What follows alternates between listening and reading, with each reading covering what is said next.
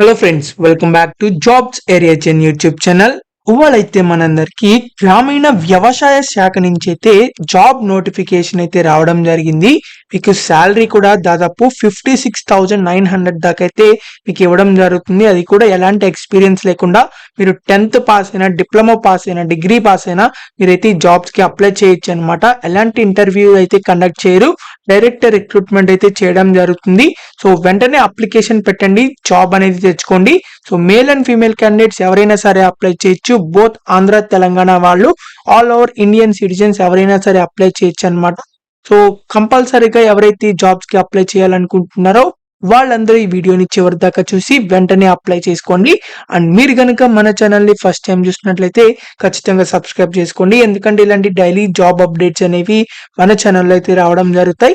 And మన Telegram group లో కూడా అయితే జాయిన్ అవ్వండి for more job updates. So దాని యొక్క లింక్ అనేది వీడియో డిస్క్రిప్షన్ కామెంట్ బాక్స్ లో అయితే ఉండడం జరుగుతుంది. మీరు వెంటనే వెళ్ళి జాయిన్ అవ్వండి. So let's get in to the video. మనందరికీ అయితే అఫీషియల్ గా national institute of plant health management నుంచి అయితే మనకి లేటెస్ట్ జాబ్ రిక్రూట్మెంట్ అయితే రావడం జరిగింది. సో ఇదైతే మనకి ministry of agriculture and farmers welfare, government of India కింద పనిచేసే అటానమస్ ఆర్గనైజేషన్ అన్నమాట. సో ఇక్కడ వీళ్ళకి సంబంధించిన జాబ్స్ అయితే అన్నమాట ఇవి మనకి. సో ఇవైతే డైరెక్ట్ రిక్రూట్మెంట్ అయితే చేయడం జరుగుతుంది. మనకి డిఫరెంట్ టైప్స్ ఆఫ్ ఉద్యోగాలు అయితే మనకి ఇక్కడ వచ్చినాయి అనమాట. ఫైనాన్షియల్ అడ్వైజర్ అని చెప్పి, అసిస్టెంట్ సైంటిఫిక్ ఆఫీసర్ అని చెప్పి, సో మల్టీ టాస్కింగ్ స్టాఫ్ అని చెప్పి, ల్యాబ్ అటెండెంట్ అని చెప్పి, టెక్నికల్ టెక్నీషియన్ అని చెప్పి, ఇలా డిఫరెంట్ టైప్స్ ఆఫ్ జాబ్స్ అయితే మనకి ఇవ్వడం జరిగింది. సో మనకి ఇక్కడ డిఫరెంట్ టైప్స్ ఆఫ్ కేటగిరీస్ లో అయితే వేకెన్సీస్ అయితే ఉన్నాయి. అన్రిజర్వ్డ్ అని, ఈడబ్ల్యూఎస్ అని, తర్వాత ఎస్సీ అన్రిజర్వ్డ్, ఓబీసీ, తర్వాత ఎస్సీ ఈడబ్ల్యూఎస్ అని చెప్పి. సో ఇక్కడ మనకి సాలరీస్ చూసినట్లయితే మల్టీ టాస్కింగ్ స్టాఫ్ 18,000 నుంచి 56,900 దాకా అయితే మీకు వచ్చే ఛాన్సెస్ అయితే ఉన్నాయి. ల్యాబ్ అటెండెంట్ కూడా సేమ్ అదే అనమాట. తర్వాత టెక్నీషియన్ కి అయితే 25,000 నుంచి 81,000 దాకా అయితే మీకు వచ్చే ఛాన్సెస్ అయితే ఉన్నాయి సాలరీ అనేది. అసిస్టెంట్ సైంటిఫిక్ ఆఫీసర్ కి అయితే మీకు 35,000 నుంచి 1,12,000 దాకా అయితే పర్ మంత్ అయితే రావడం ఛాన్సెస్ అయితే ఉన్నాయి. ఫైనాన్షియల్ అడ్వైజర్ కి సంబంధించి అయితే 67,000 నుంచి 2,08,000 దాకా అయితే వచ్చే ఛాన్సెస్ అయితే ఉండడం జరిగింది. సో ఇవైతే మనకి లేటెస్ట్ గా అయితే రావడం జరిగింది. మీరైతే తప్పకుండా లాస్ట్ డేట్ లోపల అయితే మీరు అప్లై చేసుకోవాల్సి ఉంటుంది. ఇక్కడ మనకి ఫైనాన్షియల్ అడ్వైజర్ కి సంబంధించిన కూడా జాబ్స్ కూడా అయితే ఉండడం జరిగింది. కానీ ముందుగా మనం ఎంటీఎస్ జాబ్ కి సంబంధించి అయితే చూద్దాం. మల్టీ టాస్కింగ్ స్టాఫ్ కి సంబంధించి మనకి డైరెక్ట్ రిక్రూట్మెంట్ అయితే చేస్తున్నారు. 18 ఇయర్స్ నుంచి 27 ఇయర్స్ వరకు ఎవరైనా సరే అప్లై చేయొచ్చు. క్వాలిఫికేషన్ చూసినట్లయితే pass in matriculation or equivalent అని చెప్పి ఇచ్చారు.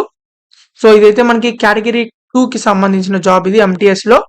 దానికైతే మీకు డిప్లొమా సర్టిఫికేట్ కూడా అయితే కావాలన్నమాట. గార్డెనింగ్, ల్యాండ్స్కేపింగ్ అండ్ అగ్రికల్చర్ కి సంబంధించి ఇలా రిలేటెడ్ ఫీల్డ్స్ లో ఏదైనా సరే డిప్లొమా అయితే కావాలన్నమాట.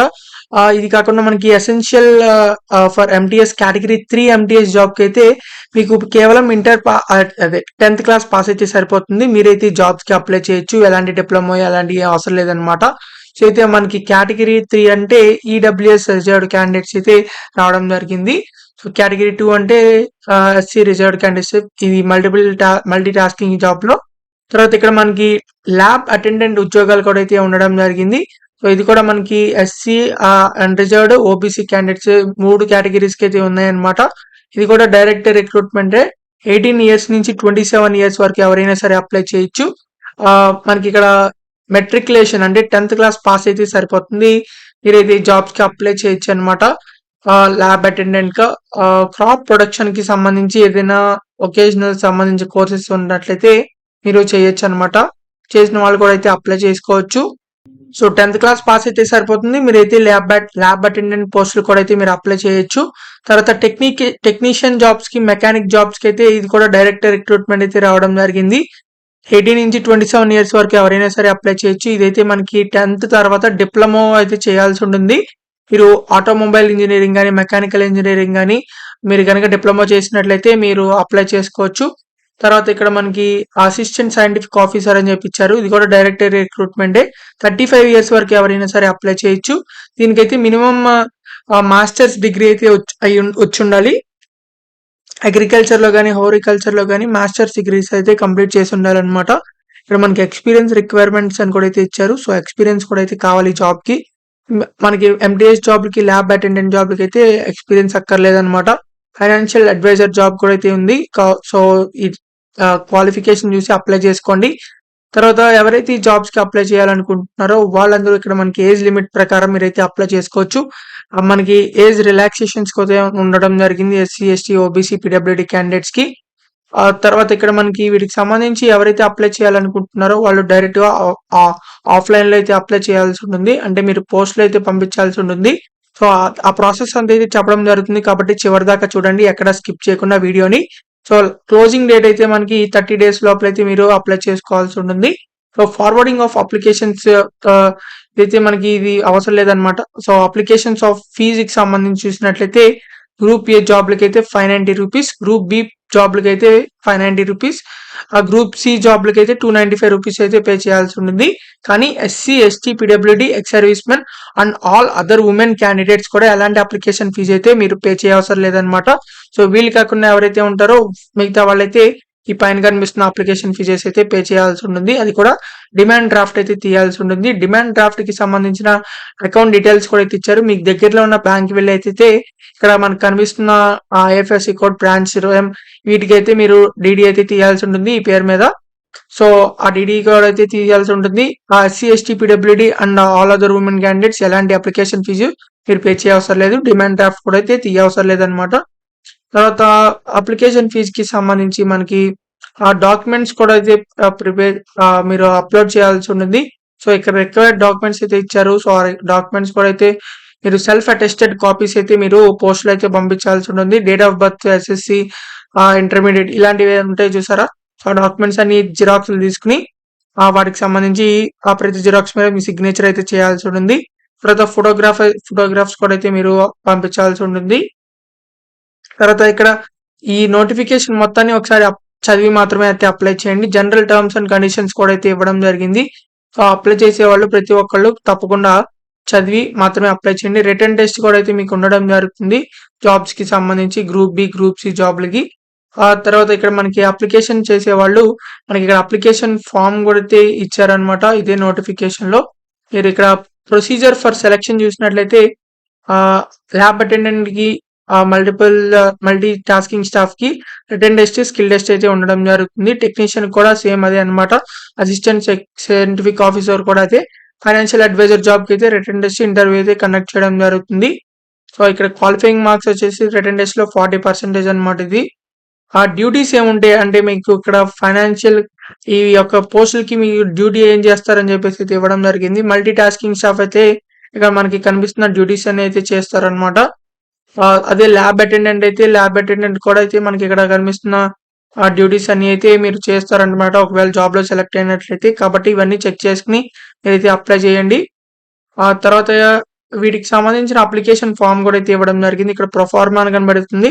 Application form for direct recruitment basis అని చెప్పి. సో, ఇదైతే మీరు డౌన్‌లోడ్ చేసుకోవాల్సి ఉంటుంది. ఇక్కడ మనకి 2 పేజెస్ అయితే మనకి ఉండడం జరిగింది.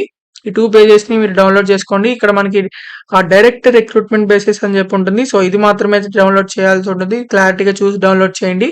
చేసిన తర్వాత మీరు జిరాక్స్ తీసేసిన తర్వాత మీరు application for the post of ఏ పోస్ట్‌కి అప్లై చేస్తున్నారు, ఏ కేటగిరీ మీరు అప్లై అవుతారు అని చెప్పేసి అయితే ఇవ్వడం జరిగింది. సో, ఆ కేటగిరీ కూడా రాయండి. అంటే ఈడబ్ల్యూసీనా, లేకపోతే ఓబీసీనా, ఎస్సీనా, ఎస్టీనా, అన్‌రిజర్వ్డా అని చెప్పి. సో, అదైతే ఇక్కడ రాయండి. తర్వాత మీ name, father's name, date of birth, మీ ఫోటోగ్రాఫ్ ఇక్కడ పేస్ట్ చేయండి.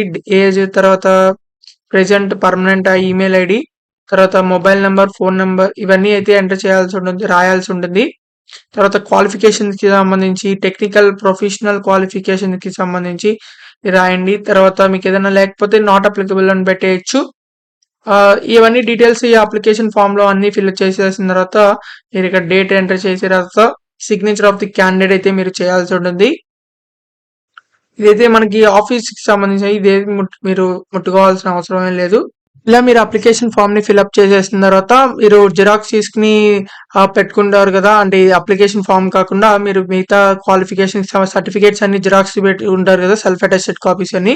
సో, అవి కూడా అయితే ఈ అప్లికేషన్ ఫామ్‌కి అటాచ్ చేసి ఎవరైతే అప్లికేషన్ ఫీజ్ పే చేయాలో వాళ్ళు ఆ డీడీ ఫామ్ కూడా అయితే మీరు దీనికి అటాచ్ చేసేసి మీరైతే పోస్ట్ అయితే పంపించాల్సి ఉంటుంది. పోస్ట్ అడ్రస్ కూడా అయితే ఇక్కడ మనకి వీళ్ళు ప్రొవైడ్ చేశారనమాట. అప్లికేషన్ కి సంబంధించిన డీటెయిల్స్ అన్ని ఎక్కడికి పంపించాలని చెప్పి. సో వీళ్ళు ఇక్కడ మనకి ప్రొవైడ్ చేశారు. Application for the post of అని చెప్పి మీరైతే ఎన్వలప్ కవర్ మీద అయితే రాయాల్సి ఉంటుంది. క్యాపిటల్ లెటర్స్ లో ఇక్కడ మీరే పోస్ట్ కి అప్లై చేస్తున్నారని చెప్పి.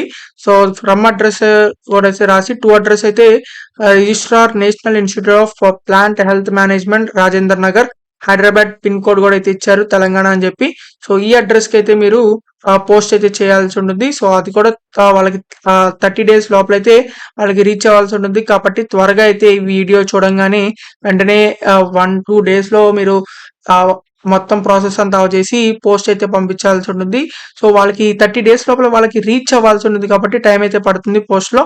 కాబట్టి వెంటనే లేట్ చేయకుండా మీరైతే అప్లై చేసుకోండి. సో ఎవరైతే అప్లై చేయాలనుకుంటున్నారో మేల్ అండ్ ఫీమేల్ క్యాండిడేట్స్ ఈ జాబ్స్ చేద్దాం అనుకుంటున్నారో వాళ్ళందరూ తప్పకుండా అప్లై చేసుకోవచ్చు. మీకు ఇంకా ఎలాంటి డౌట్స్ ఉన్నా సరే కామెంట్ బాక్స్ లో అడగండి, ఖచ్చితంగా రిప్లై అయితే ఇవ్వడం జరుగుతుంది. అండ్ మనకి ఈ జాబ్స్ అయితే మనకి national institute of plants health management నుంచి అయితే మన హైదరాబాద్ నుంచి అయితే మనకి రావడం జరిగింది. కాబట్టి తప్పకుండా అప్లై చేసుకోండి. మీకు ఇంకా ఎలాంటి జాబ్స్ కావాలనుకుంటున్నారో అది కూడా కామెంట్ చేయండి, ఆ జాబ్ వీడియోస్ అయితే చేయడం జరుగుతాయి. అండ్ ఈ వీడియోని మాత్రం మీ ఫ్రెండ్స్ అందరి గ్రూప్స్ కి షేర్ చేయండి, చాలా మందికి అయితే యూజ్ అవడం జరుగుతుంది. So thank you for watching this video. Thank you.